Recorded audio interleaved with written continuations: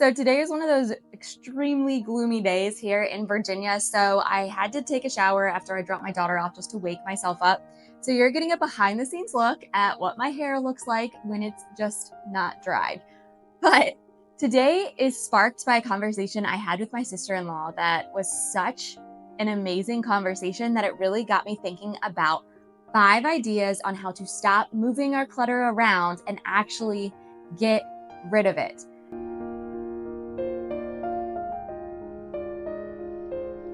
So I think it's one of the hardest things when we are decluttering is to actually move the clutter out of our house. Why is it so hard? I don't know. But these 5 ideas all were sparked by things I personally did myself. So let's dive into the first one. But before we do, the 5th one is my favorite idea. So please watch until the end. But the first one is to set yourself a time limit. Now, what I mean by that is if you are having a maybe bag, maybe things in there you want to sell. Maybe you're just not sure if you're ready to get rid of them. That's totally fine. I think that's where most of us start.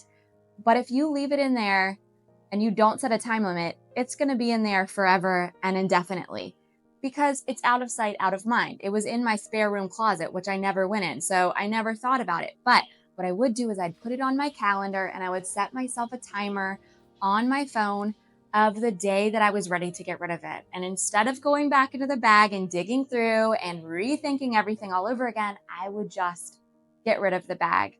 If it was in there for 2 weeks, I knew personally that I wasn't going to need it. I wasn't going to go back for it because I hadn't. But if you feel very insecure about the 2-week limit, then set yourself one for a month or 2 months.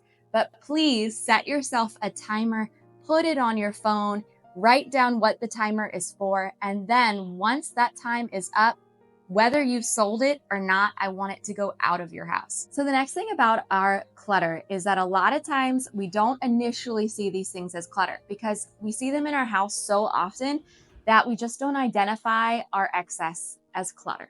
It just starts becoming a fixture of our home. But what I do want you to notice is if you are starting to move things like side tables, chairs, coffee tables, picture frames around your house very often, I want you to start being more cognizant that that is a sign that those things are excess or clutter. Anything that you don't need, you don't find joy from, is clutter. So it doesn't mean that it is worthless, it just means you don't need it. Something I really noticed was I was often moving around our side tables. They would go from our living room to our den, then I'd try them in our bedrooms and our spare room. And I even brought them at one point into our dining room because I thought they could be little extra tables to put things on. Let me tell you, that's a red flag. That is a red flag that you have too much clutter. I was always trying to find the perfect place to put my stuff, but there is no perfect place for things that don't belong. If you have got something in your house and you don't know where it goes and you keep moving it around, tell yourself that though it might be beautiful, you just don't need it. This third thing is so fun, and I have done some videos dealing with this exact idea, and that's to document your favorite things. One, it helps us to be more grateful for what we have, but also it helps you know the things that you would keep if you were to move, or if it was to combust, those are the things that you would buy again. I want you to go and get your notebook and a pen, and I want you to walk around your house and actually do this. Go in every room, pick a couple things that you absolutely love, the first things that come to mind when you walk in a room. So if I was to walk into this living room, the first thing that I would notice that I absolutely love is I love our behind the couch table my husband made. I love the 2 pictures that are hanging on our shelf, and I love my large plant. Now, love is a loose word. I know they're inanimate objects, so maybe love is a little too strong, but I really enjoy them. They are things that if they were gone, I would be sad and I would want to go get them again. So I do feel like this is a hard concept at first. It was for me when I was first starting out. So I used to watch that Marie Kondo show where she talked about sparking joy, and I do feel like it was really hard when I didn't have a concept of what sparking joy even meant because I was so overwhelmed by my clutter. But once you start really getting rid of a lot of the excess, you will start to see those things that over and over and over again you don't get rid of. And those are the things that you can say spark joy, or you need them, or you really like them. And those are the things that I want you to write down on your piece of paper as you go around your room. What are the things that you have kept through all of your decluttering? What are those things that you would want to keep even if you were to move into a tiny home or you were to move abroad? What are those things that you would still want to take with you?